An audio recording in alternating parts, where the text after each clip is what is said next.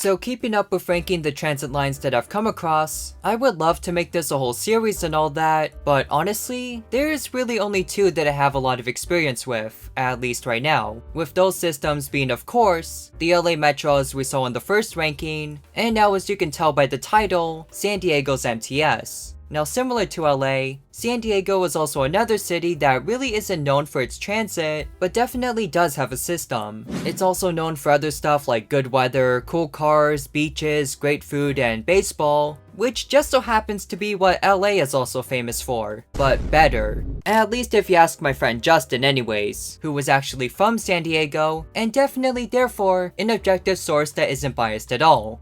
But you know what? Fine. Petco Park was ranked by USA Today as the best baseball stadium in America, and going there myself, it is pretty nice, even if I had to see my team lose 3 times. It's just so wretchedly beautiful with its atrociously nice city view and abysmally fun, good vibes. But yeah, as an LA guy, I naturally joke about San Diego a lot, but it is a fairly nice city with a transit system that's not perfect, but not really bad either. And for your reward, I will, like any normal sane person, casually rank every transit line on the San Diego system. And regarding what I'll be including, I will specifically only be doing the light rail for the San Diego MTS system, aka the red trolleys, including the 3 main lines, the copper line, and maybe even a couple other surprises, which we'll get to. However, with that said, I won't be including other types of services. So stuff such as the coaster commuter service, the sprinter, and the rapid bus lines won't be included.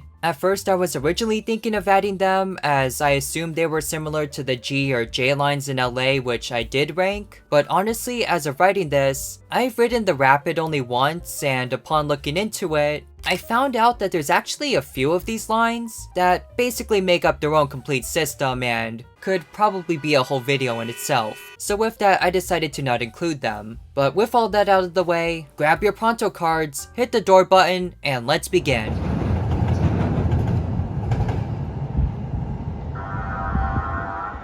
I've fallen, and I can't get up! Now starting at last place, we have an honestly difficult situation, as ironically, this line is actually my personal favorite, but for big reasons I'll get into, it has become a massive shell of its former self, to the point of almost having zero practical use. And that line is unfortunately the Silver Line, which is coincidentally also the same color as the line I ranked last in my LA video, but anyways, the Silver Line is by far the smallest line here, with it making a simple but notable loop around downtown San Diego, including a few touristy destinations such as the Seaport Village, the Gaslamp Quarter, and the Convention Center, but also some more commercial areas as well. Its main stop is basically 12th and Imperial, which is arguably the main hub of the trolley network, and also near the city's baseball stadium, Petco Park. But of course, the thing that makes this line interesting is not just the destinations, as it actually mainly just reuses tracks and stops from other lines, but rather its rolling stock. Unlike the other lines, this one specifically uses vintage trolleys, paying homage to the city's history, including 2 vintage PCC streetcars from the 40s, along with an original 1980s trolley from the current system's beginning, technically known as the Siemens Duwagyu 2. And while these trolleys can be a bit bumpy with their age, they are an absolute gem to ride, and in my opinion, a really cool experience that's completely different from their modern counterparts. Like honestly, these are such a vibe, they're worth riding just for pure fun.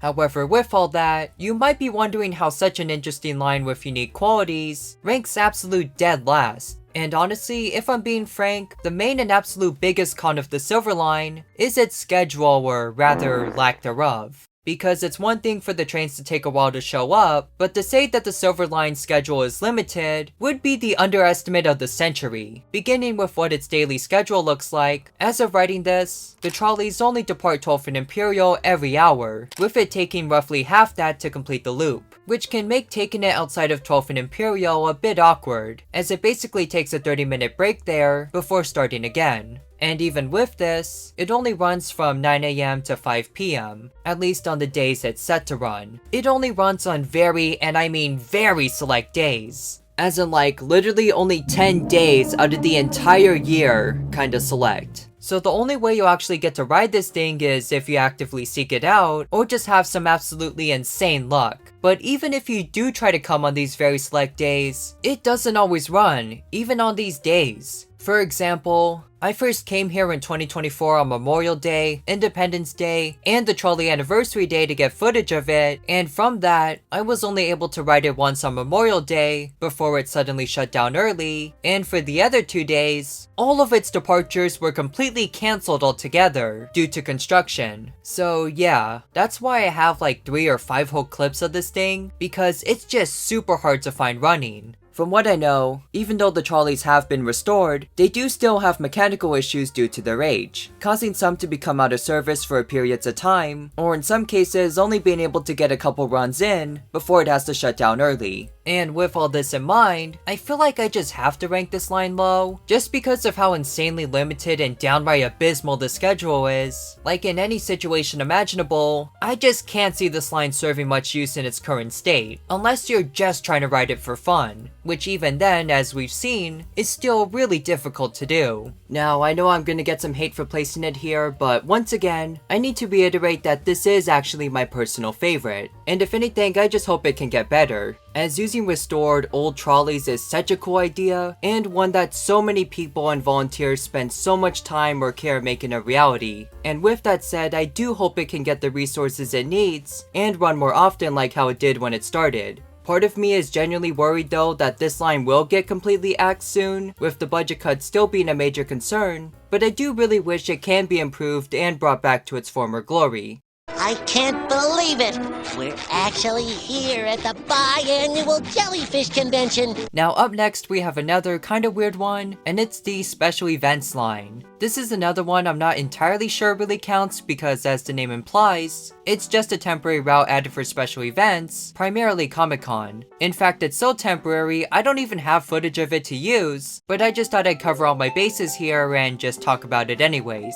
Now this line in itself, when during the few days of service it exists in, is somewhat short but has more than a few big stops. Going from Balboa Avenue on the Blue Line, meeting with the Green Line at Old Town, and continuing to Santa Fe Depot where it then follows the Green Line further to 12th and Imperial, going into downtown itself to the Convention Center, along with meeting other notable destinations or connections. Obviously, this one has to rank pretty low because it's only in service for a few select days, but on the other hand, with Comic-Con being such a huge event for the city, it does serve a pretty important role, especially as it adds much needed frequency to the convention center, and also does give people a chance to park in other stations farther away from downtown, not only reducing congestion and traffic, but also giving people a chance to save money on parking, which would be way cheaper than parking at the convention center or nearby. There's a good chance you might not ride this one, unless you are going to Comic-Con, but it does have its purpose. We've got complaints against a nefarious Mesopotamian businessman named Nasir and his dodgy copper making the rounds. What? You don't know about the Copper Line? It's the big one that goes all the way from Kearny Mesa and crosses the border. It's like the biggest one. Okay, but for real though, this one barely counts because it's not really a new line, but rather just reuses some existing stations and track from the other lines, and just routes them in a new way. However, to be more specific, the Copper Line goes between El Cajon and Santee, located northeast of downtown, which were previously served by the Green Line and partially by the Orange, with both lines now instead terminating at El Cajon, allowing passengers to transfer onto the Copper Line. And the reason why this end part is separated now is mainly due to its kinda odd design. After Gillespie Field heading to Santee, the line merges into only one track, which for a while often caused delays for the Green Line's regular traffic and much larger trains. However, now with the Copper Line taking over, which for the record uses much shorter one-car trains, the Green Line doesn't have to worry about getting delayed in this area, and can instead focus on providing more service for the rest of its line. However, outside of that though, apart from this specific purpose, there really isn't too much going on with this one. Being on the outskirts of San Diego, most of the areas are fairly sparse, car-centered development, including even the so-called Santee Trolley Square itself, which basically stops in a sea of parking lots for the center. Overall, it's definitely something that's useful for locals, But regarding interesting places, there really isn't much reason to come all the way out here. Also, it has a frequency of 15 minutes, which isn't bad given its specific use. And for any of my fellow train nerds out there, this line also does in fact sometimes use the older 3000 numbered Siemens S70 cars from the 2000s, which are pretty rare to see on the system otherwise, and do have a somewhat different appearance. Now of course they're not nearly as old as the ones on the Silver Line, but it's something I guess. Hey, Apple! What is it? Orange, you glad I didn't say Apple again?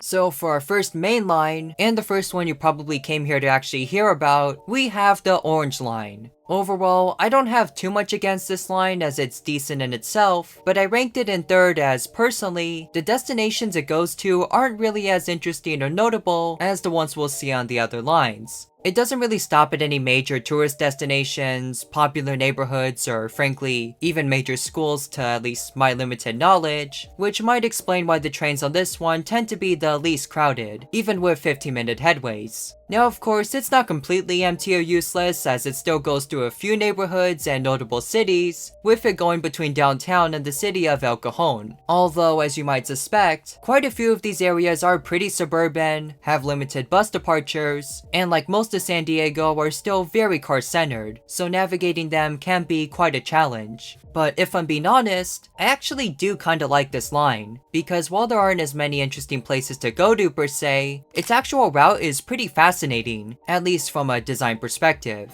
and one of the more wonderfully weird transit lines out there. Starting in downtown, the Orange Line begins with a station at the courthouse, which despite being on the Blue Line's route, is only served by the Orange Line on a siding next to the main tracks. And while this does serve a pretty practical function, such as mainly allowing the Orange Line trains to change direction before Santa Fe Depot, which is already full with the blue and green lines passing through it, the actual line on the map does still look pretty funny. Although if you actually did need to go to Santa Fe Depot, it's really not that big of a deal. Courthouse is literally just a couple minutes away from America Plaza, which in itself is literally, I kid you not, right across the street from Santa Fe Depot. And from there, the trip only gets stranger. After following the Blue Line to 12th and Imperial, including stops at the Civic Center and City College, the line branches off and goes directly onto Commercial Street, passing directly through auto repair shops and warehouses, before pulling onto an unusual curved platform near 32nd Street. This is because right after this station, the trolley needs to start going up a long, U-shaped curve to clear a steep hill, where it after then runs directly through a cemetery? And I don't just mean it's passing by a cemetery. You're going straight through it, to the point you actually see tombstones on both sides of the train, which is something that I've personally yet to see in any other transit system or frankly, any train for that matter. But after this kinda spooky, albeit brief leg, the line continues on its own right away, passing by various neighborhoods, this area that kinda looks like a remote desert, a small railway museum, and then after all this, merges with the Green Line at Grossmont, sharing tracks until El Cajon, where the train terminates. To say the least, it's definitely one of the more unusual transit lines, but outside of that, that's really the most I have to say. Compared to my LA Metro video, there's really not much to compare about the stations or trains themselves, as all the main lines pretty much have relatively similar quality stations and use almost the exact same equipment, but for the most part, they're all usually relatively clean, and the trolleys themselves tend to be a relatively decent ride. So between them, there's really not too much to compare in rider experience. However, going back to the Orange Line, if you happen to be in the area, it's definitely an interesting and wonderfully unique adventure, and I definitely try to catch a ride on this one at least once. But regarding notable destinations or nice places to visit, you might find yourself desiring a lot more. Everything he sees is just blue. Up next, we have the oldest and longest line, the Blue Line. The line starts in the city of San Isidro, located literally right next to the US-Mexico border, with the checkpoint used to actually cross over being literally right next to the platform itself. And from there, it proceeds north, passing through Chula Vista, National City, the San Diego Naval Base, Barrio Logan, and then downtown, with stops at the 12th and Imperial Transit Center, followed by sharing the Orange Line segment through City College and the Civic Center. However, unlike the Orange Line, the Blue Line does continue past it into Santa Fe Depot, joining the Green Line before splitting away at Old Town, where it then proceeds further north to La Jolla and UC San Diego, where the line actually makes multiple stops in the area, including Nobel Drive right next to La Jolla Village,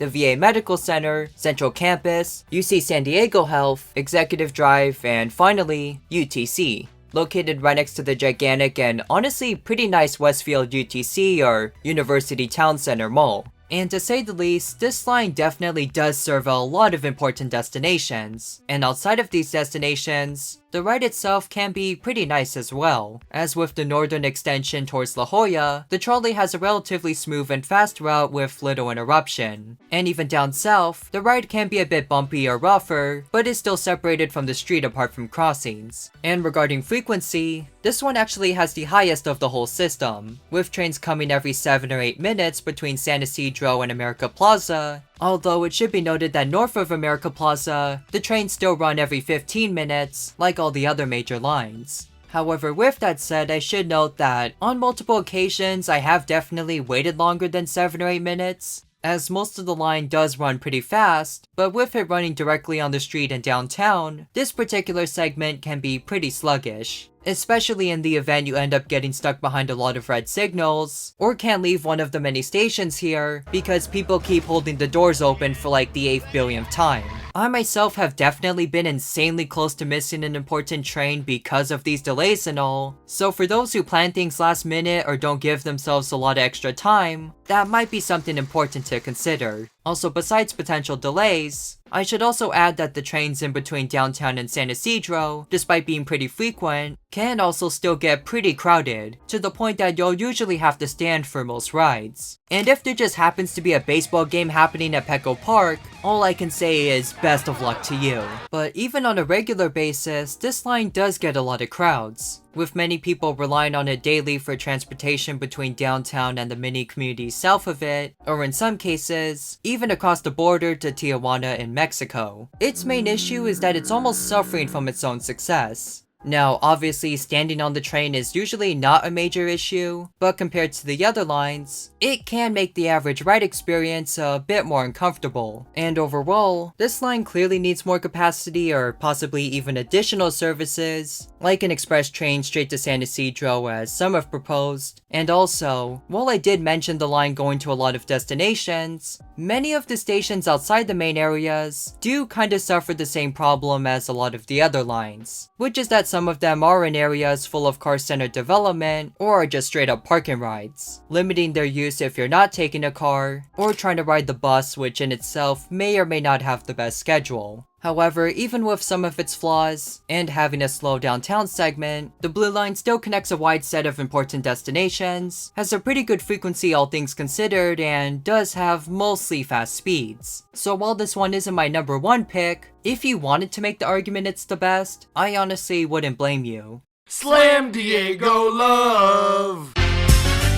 Now for our final, in my opinion, the best line, we have the palm tree icon itself, the Green Line. This one is a particular favorite of mine, as it essentially stops at every place both a tourist or even just a casual visitor would imagine going, along with many other important San Diego locations, making it both a very useful and fun ride. Starting from downtown, the line begins at 12th and Imperial before going to various notable destinations, including in order, the Gaslamp Quarter, Convention Center, Seaport Village, and Santa Fe Depot, the main station for the bigger trains like the Coaster and Amtrak. And beyond that, it also stops at Little Italy and Old Town before turning eastward, passing through Mission Valley, including stops at various shopping centers, the popular Hotel Circle, where most visitors usually stay, and later on, even including stops at Snapdragon Stadium and the nearby San Diego State University, which features the only underground station on the trolley network, located right under the campus itself. After this though, the line continues northeast, with stops near the Grossmont Shopping Center and ending in El Cajon with the Orange Line. So to say the least, this line has quite a few places of interest, with, and yes I actually counted,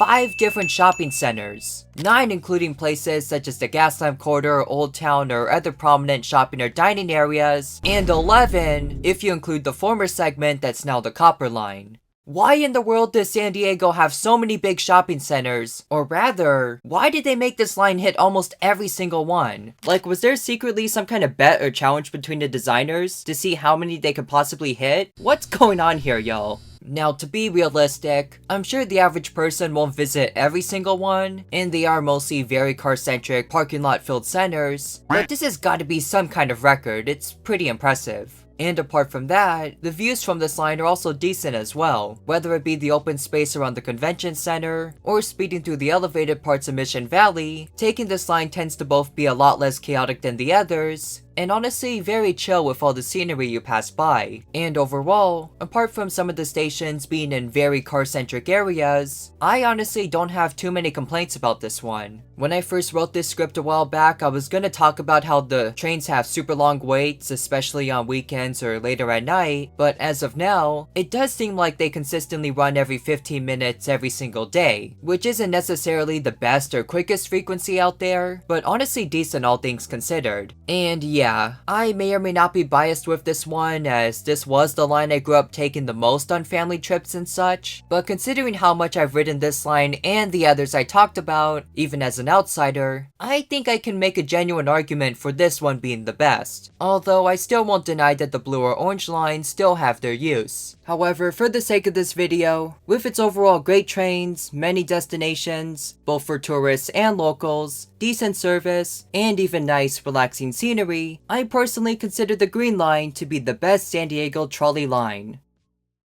And with that, those were my rankings for every single line on the San Diego Trolley. This one was pretty interesting as the system seems pretty simple and straightforward at first, but upon closer inspection, it not only has a lot of room to improve, but also still does a few things fairly well, including a surprisingly decent roster of important and popular destinations, minus the airport or Balboa Park anyways, but I guess there are frequent buses to both from the stations, so it's not a major issue. And although the system does in fact have its flaws, and may or may not be struggling with massive budget issues, I do hope that the tide can eventually turn in the future, allowing the system to eventually utilize its full potential, and reduce all that traffic San Diego gets absolutely choked in. Yes, I know I can't be talking that much because LA is usually the one known for the bad traffic here, but I ain't gonna lie, y'all down there have some abysmal traffic too. So with that, I'm gonna genuinely hope MTS can get everything together,